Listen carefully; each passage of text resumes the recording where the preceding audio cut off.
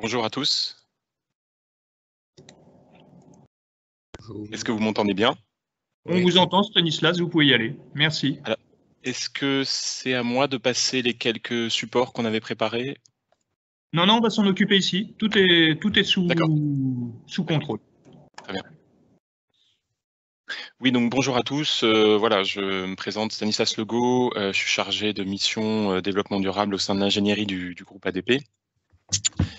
Et on va vous présenter avec Laurine Feinberg, donc un peu notre approche par rapport à ce sujet de construction durable en tant que maîtrise d'ouvrage. Donc, vous pouvez passer à la slide suivante, s'il vous plaît. Donc, quelques éléments de contexte. Par rapport aux enjeux environnementaux actuels que l'on connaît, forts, que l'on connaît tous. Donc, Aéroport de Paris a la volonté de respecter les engagements climat des accords de Paris, de la COP 21, et de définir un peu une trajectoire carbone pour respecter ces objectifs de l'accord de Paris, et aussi de se faire certifier à terme par rapport à l'atteinte de ces objectifs. Vous avez peut-être aussi vu dans la presse en début d'année que ADP donc, est signataire de la charte Airport for Trust avec 22 de ces aéroports dans le monde, qui engage donc une démarche très, très ambitieuse sur 4 axes prioritaires qui sont les suivants. Donc tendre vers des opérations à impact zéro sur l'environnement et la neutralité carbone d'ici 2030. Deuxième axe, nos aéroports contribuent à la transition du secteur, de tout le secteur de l'aviation. Troisième axe, de promouvoir l'intégration des plateformes dans un système de ressources locales, donc une meilleure intégration des plateformes dans leur écosystème territorial. Et quatrième axe, réduire l'empreinte environnementale des projets, dans lequel s'insère donc cette activité de construction bas carbone dont on va parler. Deux autres éléments importants, c'est la prise d'importance, je dirais, des sujets carbone sur la notation extra-financière de l'entreprise, et également des obligations européennes avec la mise en place d'une nouvelle taxonomie l'année prochaine, et l'obligation pour nous de rendre compte sur des différents objectifs environnementaux, notamment les efforts réalisés sur la réduction des émissions, du bilan carbone, l'adaptation au changement climatique, et voilà, je ne détaillerai pas les autres objectifs. Slide suivante, s'il vous plaît. Alors, effectivement, notre objectif n'est pas seulement notre fonction principale de faire circuler, faire voler des avions, faire décoller, atterrir des avions, mais nous nous positionnons également comme responsables des émissions et du contenu carbone de l'ensemble des projets d'aménagement et de construction.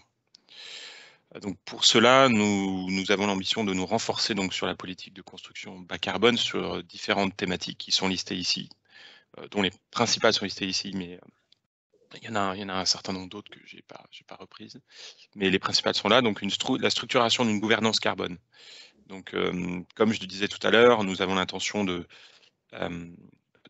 respecter une trajectoire carbone 1,5 degré en ligne avec les accords de Paris. Donc, par rapport à ça, nous souhaitons amener une notion de budget carbone dans nos projets, surtout les projets encore une fois, de construction, et ainsi que de comparer ces budgets carbone avec le réel impact carbone de nos projets, et d'essayer le plus possible de faire correspondre les valeurs et ainsi que la trajectoire visée. Nous souhaitons également développer un outil d'analyse de l'impact carbone sur tout l'ensemble du cycle de vie des projets et des guides à la conception carbone. Nous allons aussi, c'est déjà largement entamé, renforcer les compétences internes sur les différents sujets associés à cette notion de construction bas carbone, et sur tous les domaines d'expertise. Encourager l'emploi également de matériaux à bas carbone et techniques innovantes, par le développement, et c'est déjà aussi quelque chose qui a été entamé, mais qu'on souhaite développer assez largement, en développement de matériaux tech, donc au service de nos concepteurs pour développer encore une fois des concepts bas carbone. Développer aussi la démarche de réemploi, avec pour les déchets une valorisation sur site le plus possible. Évidemment, tout ça doit s'insérer dans une logique d'économie circulaire. Nous souhaitons aussi donner la priorité à des entreprises, travailler sur des projets avec des fournisseurs, des entreprises qui ont des démarches avancées sur ces sujets-là, afin de pouvoir aussi nous-mêmes monter en compétences, et développer des partenariats avec des acteurs encore une fois plus mûrs sur les réflexions. Et j'ai mis aussi un objectif ZAN de zéro artificialisation nette, donc de réduire aussi, je pense que ça participe à cet objectif de construction bas carbone, de réduire l'artificialisation des sols, qui est un objectif fort de notre groupe, et protection de la biodiversité. Voilà. Merci. Par rapport à cette politique, voilà, cette stratégie construction bas carbone, donc voici les solutions à potentiel que nous avons identifiées. Donc faire un inventaire des matériaux bas carbone, j'en ai parlé tout à l'heure, donc ça passe par cette matériothèque, l'utilisation d'outils digitaux, notamment le BIM pour pouvoir comptabiliser faire des bilans matière plus facilement, et effectivement faciliter la démarche notamment de réemploi. Développement de la valorisation en circuit court, effectivement. Donc ça aussi, c'est lié à cette logique de valorisation des déchets et du réemploi. Et le développement d'une charte de chantier propre. Donc la construction bas carbone, il y a aussi la partie chantier, bien évidemment, et qui est un sujet aussi sur lequel on souhaite travailler pour améliorer les impacts de nos chantiers. Alors par contre, risques et difficultés, effectivement, comme je l'ai indiqué au tout début de mon intervention, nous sommes quand même relativement nouveaux sur ces sujets, donc on a besoin de se former nous-mêmes sur les différentes techniques et solutions qui existent. Nous présentons aussi un très grand nombre de typologies de projets différents, côté avion, côté public, avec une grande variété de types de bâtiments, d'infrastructures, avec des tailles aussi de projets très variables d'un projet à l'autre. Donc il y a aussi un grand enjeu par rapport à la maturité technique des solutions qu'on souhaite développer. Donc on constate qu'il existe, il y a déjà beaucoup d'initiatives qui sont lancées sur cette thématique de construction bas carbone, mais il est difficile en tout cas dans notre groupe de tout de suite intégrer des solutions qui n'ont pas fait leurs preuves, qui ne sont pas éprouvées, qui n'ont pas été testées, approuvées. Donc du coup, il y a aussi ce sujet important d'accélérer la maturité technique pour pouvoir intégrer rapidement ces nouveaux concepts. Et puis un problème assurantiel que je mentionne également sur d'un point de vue assurantiel, s'assurer que les matériaux ou les techniques que l'on emploie sont bien couvertes dans le cadre des assurances sur les projets. Je vais passer la parole à Laurine qui va vous détailler plus les Merci Stanislas. Donc, slide suivante, on a choisi de vous illustrer cette démarche avec 3 projets qui sont en cours. Comme le dit Stanislas, on est vraiment un acteur nouveau. Je pense qu'on est un acteur légitime, même si la majorité de nos émissions sont sur le côté avion. Somme toute, on a un budget d'investissement, enfin jusqu'à présent, dans de la construction qui est assez important, et on est un maître d'ouvrage à 2 poids sur l'Île-de-France. Donc, vous verrez, les 3 illustrations couvrent les 3 domaines d'action spécifiques que l'on a. Premier domaine, l'idée d'essayer de développer des partenariats pour gagner en compétences en tant que maître d'ouvrage. Deuxième domaine, travailler sur la déconstruction et la possible réutilisation au-delà du recyclage. On verra que c'est compliqué, on a des barrières importantes. Et le troisième illustration qui concerne les écomatériaux avec là aussi d'autres types de barrières. Donc, le premier projet qu'on a, c'est une convention entre Aéroports de Paris et la Société du Grand Paris. L'idée, c'est d'un partenariat gagnant-gagnant et d'essayer de développer en tant que maître d'ouvrage qui compte sur la région d'Île-de-France des filières pour des écomatériaux et également l'utilisation de métakaolin dans les bétons. Donc, l'objectif, ce serait d'avoir un partenariat sur 5 ans. On regardera effectivement les sujets de déblais de chantier avec peut-être de la réutilisation de certains déblais de SGP si c'est techniquement et économiquement viable, et le sujet de certains types de béton bas carbone en s'appuyant sur une filière qu'on considère plus durable, si ce n'est plus environnementale, autour des métakaolins. Ce qu'on constate déjà, c'est qu'on a quand même des difficultés de mise en œuvre. Déjà, on est une société qui doit respecter les règles des marchés publics, donc on ne peut pas travailler juste avec une start-up dont on considère que le produit est bon.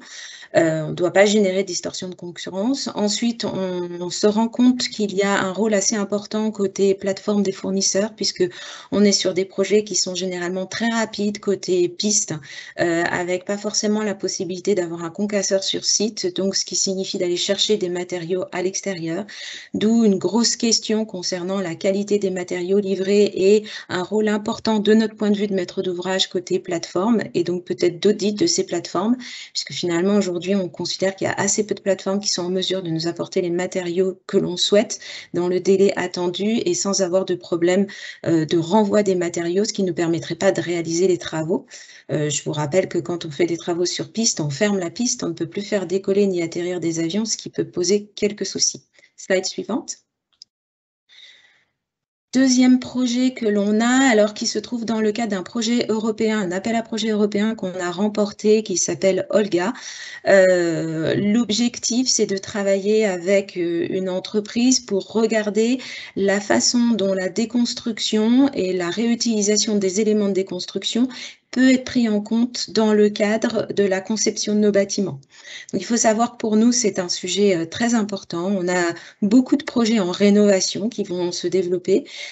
Pour nous, la rénovation, c'est du pointillisme, c'est-à-dire on a un bâtiment assez important, imaginez un bâtiment de Charles de Gaulle, et on va devoir intervenir sur 3 à 4 niveaux, mais sur chacun de ces niveaux, peut-être sur 10% du 4e niveau, 50% du premier niveau, 20% du dernier niveau, et c'est ça nos projets de rénovation. Et donc, on a besoin de savoir si finalement les outils qui sont maintenant mis à notre disposition avec de la conception 2D, 3D sont cohérents avec nos outils de conception autour du BIM.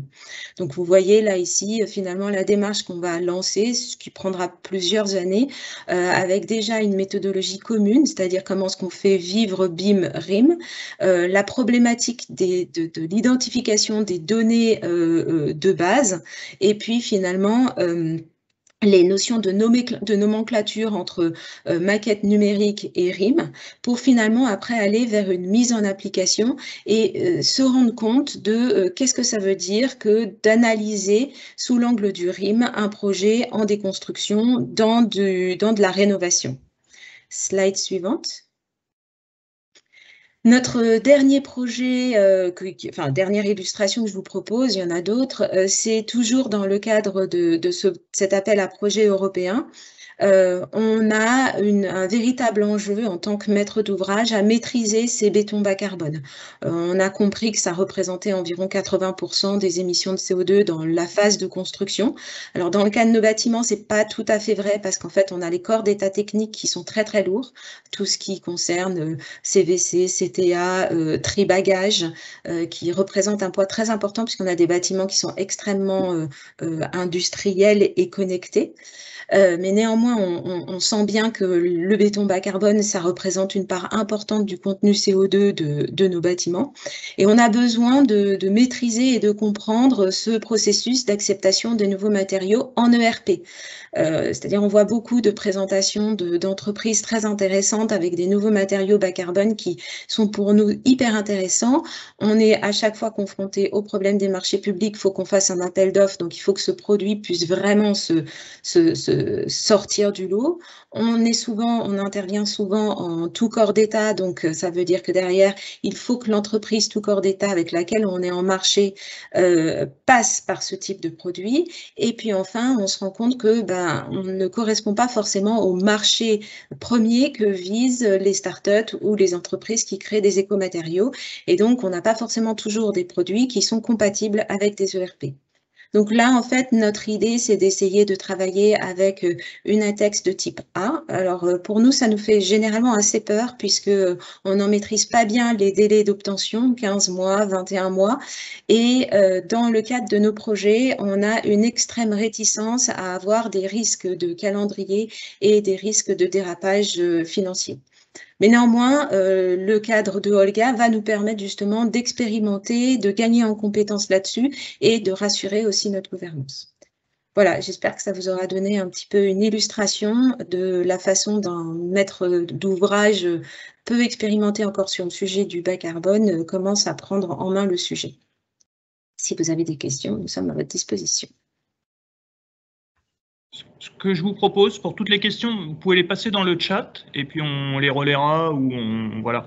Merci Stanislas et merci Laurine pour cette présentation extrêmement complète et bien calibrée sur votre sujet. Je vous propose qu'on passe tout de suite à celle du CETEC avec Isabelle.